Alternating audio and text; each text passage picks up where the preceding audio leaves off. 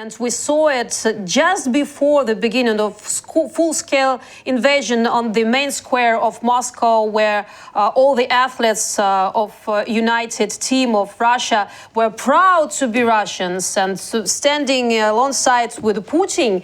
And still, these athletes taking parts in different competitions, in different way of sports. So how can that be checked towards their attitude to the regime of Russia to take part in competitions? Who can change these rules? And is it the time to make this initiative? It's the time, and it was time to do that, I think, in my opinion, a year ago and 1.5 years ago when full invasion starts.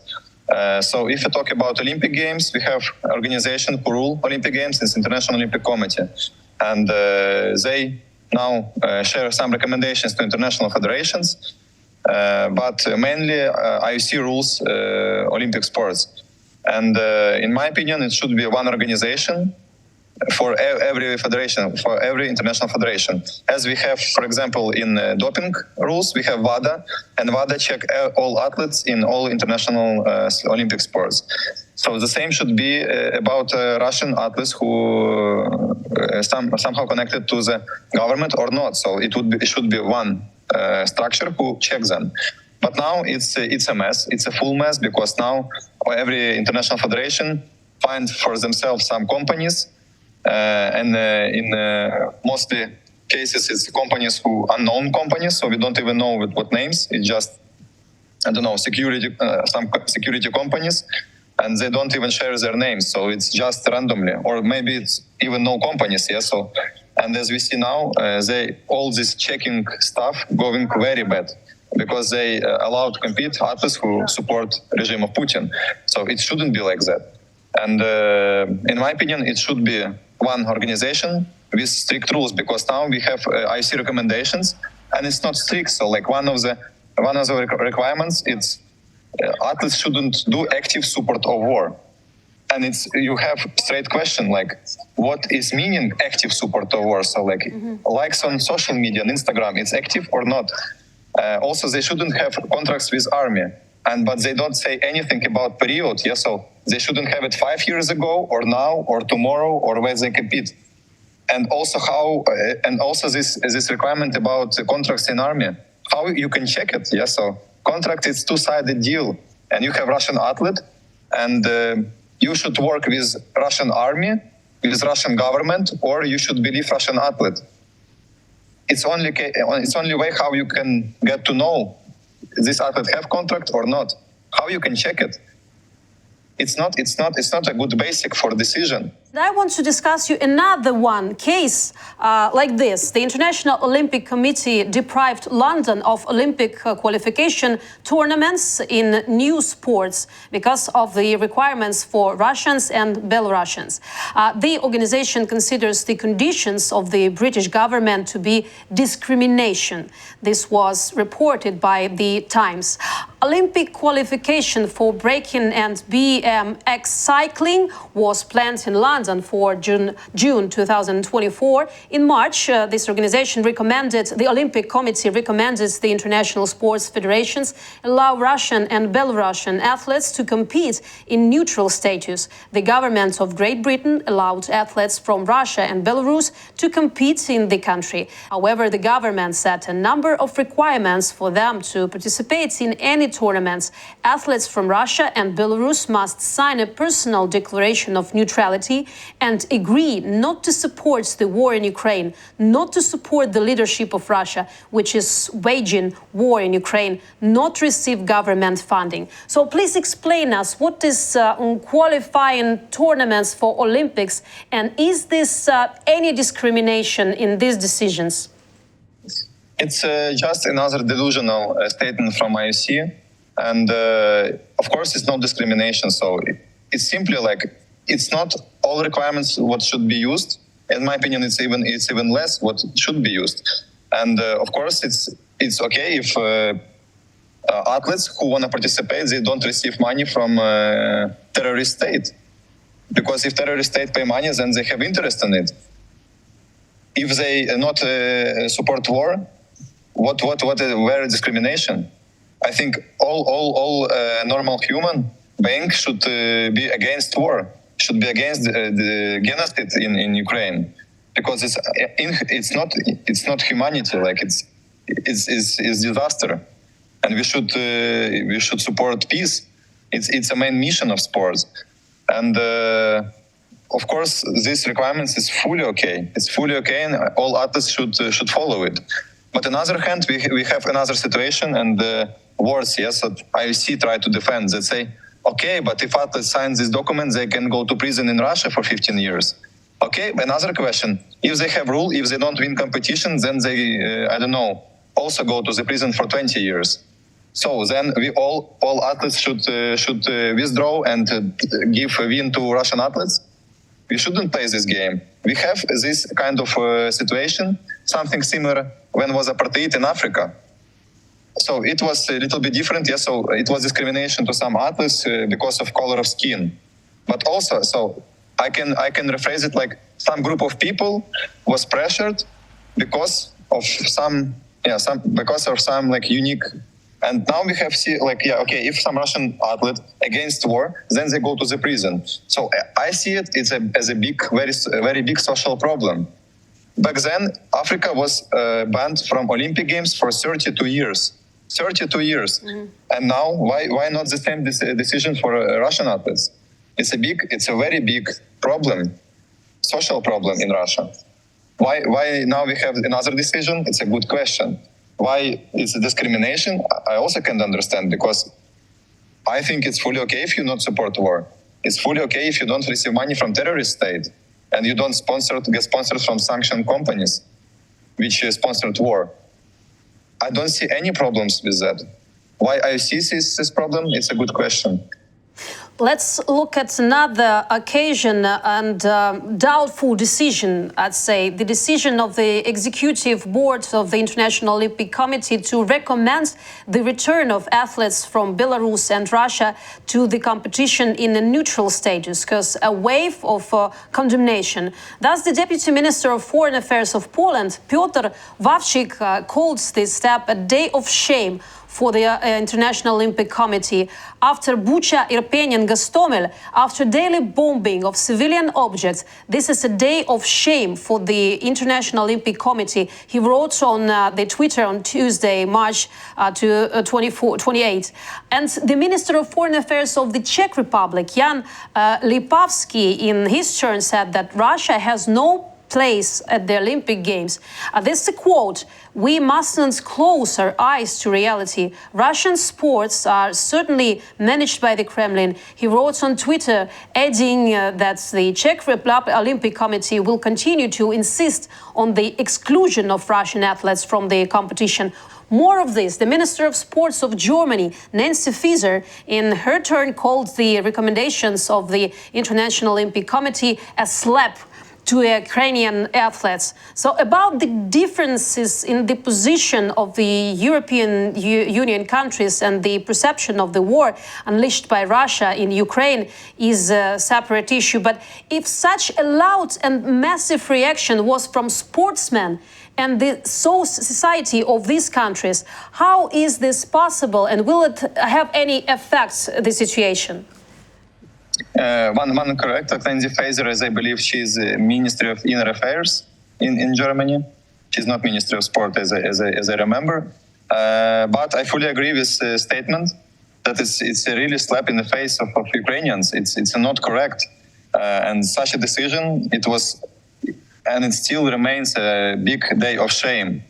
And we literally see that values are not matter anymore so much as it should be. Sport values, and now such recommendations on all these requirements what we talked before, it's not correct. It's not correct in sport. It should be bright thinking, and we should try to fight for justice, not for image washing for some countries with big social problems. I mean, the initiative from the athletes might be very effective to change the rules, to push to the Olympic Committee to change the rules. to push all the international sport institutions to really understand the depth of the problem and the tragedy that's going on right now in Ukraine. Yeah, so I fully agree with that. And first of all, it was special United Nations reporter, Alexandra Sympathy, absolutely delusional person, and her quotes was insane. It was also very popular in Twitter, and I asked her some questions, and she was saying, I was asking some simple questions. So, are Russian soldiers who willingly and gladly go to the war, are they guilty in this war? And she answered, no, they're not guilty, and they should be. And I say, okay, athletes are part of army, so they could be that these athletes willingly and gladly go to the war. Should they come back on the international arena? And she say, yes, it's fully okay. So it's completely delusional, some quotes and so it's crazy for me. It's insane.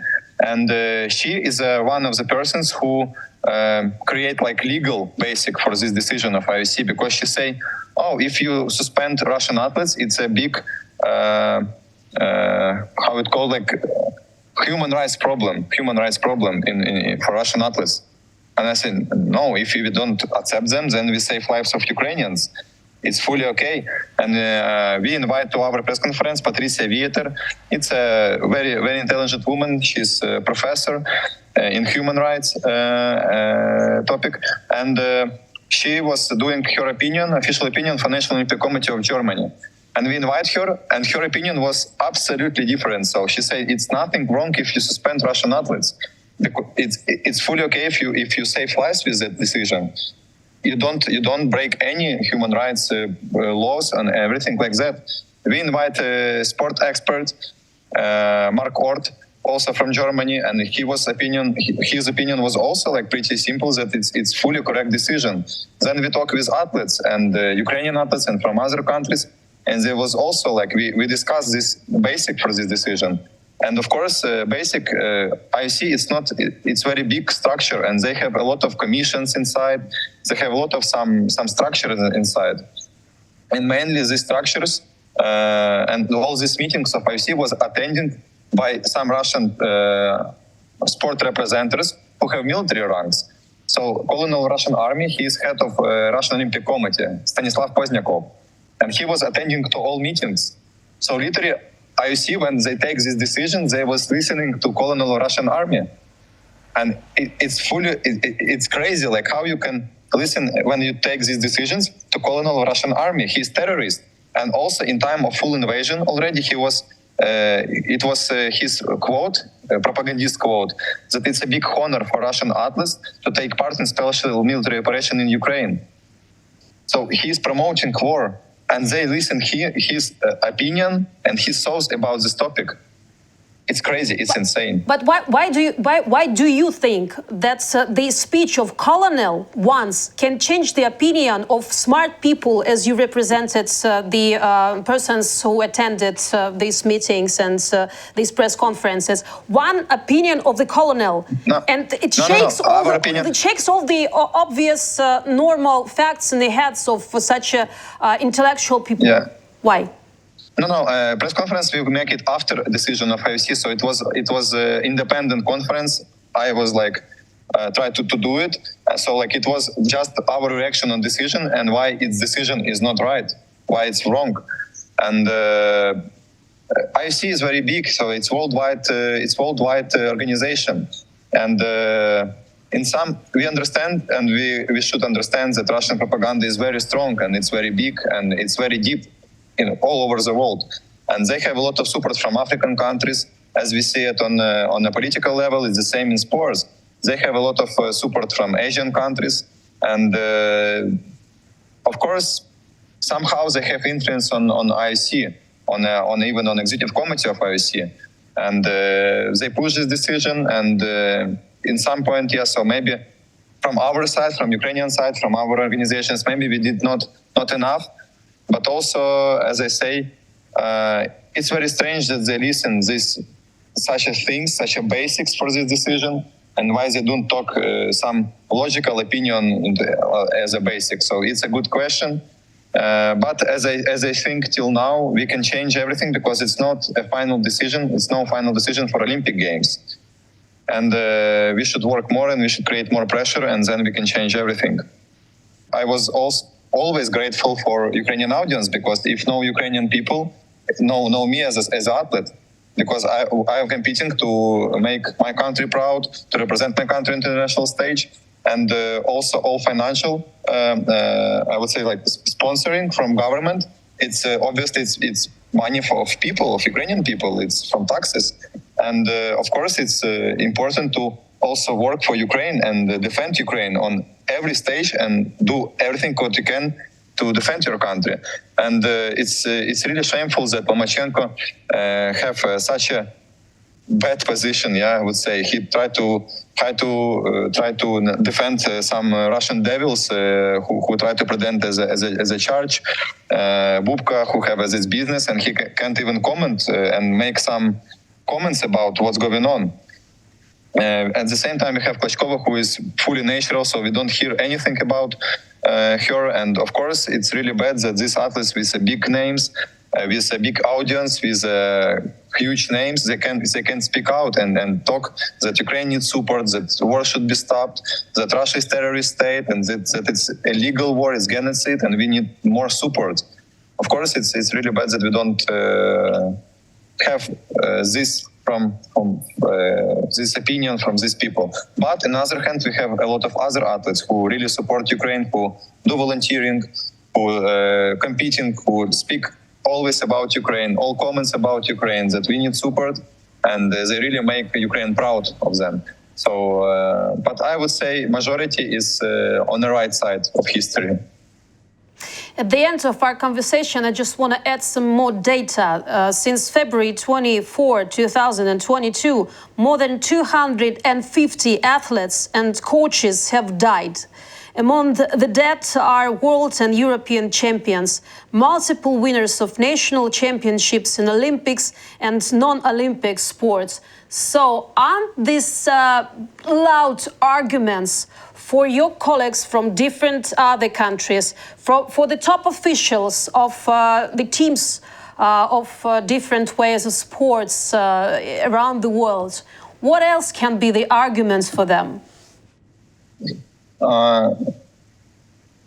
I would say yes. So like we lost, Ukrainian sport lost a lot, and first of all, yes. So like we have bombings.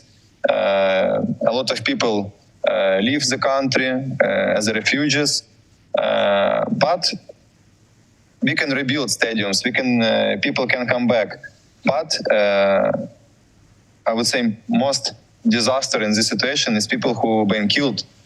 So they can't come back, and we lost them forever. And it's a great people, it's a great human beings, it's a champions. It's sometimes it's just a kids, a small kids, small girls who make gymnastics, or like some small guy who make sambo in like 15, 14 years old, and we really like lost them forever. And it's important to understand that it's not a game, it's not politics, it's people's lives, and we lost them forever.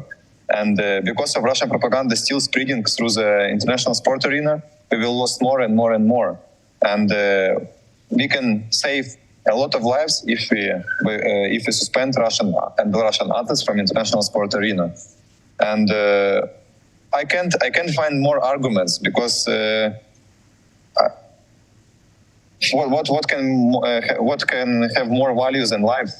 It's most valuable thing what every human being have, and now Russian terrorists they taking away human lives, and of course it's final argument.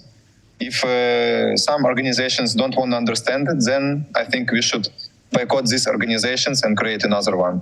I don't see any other way to do it, because if people don't respect Ukrainian lives, then why we should be part of such organizations?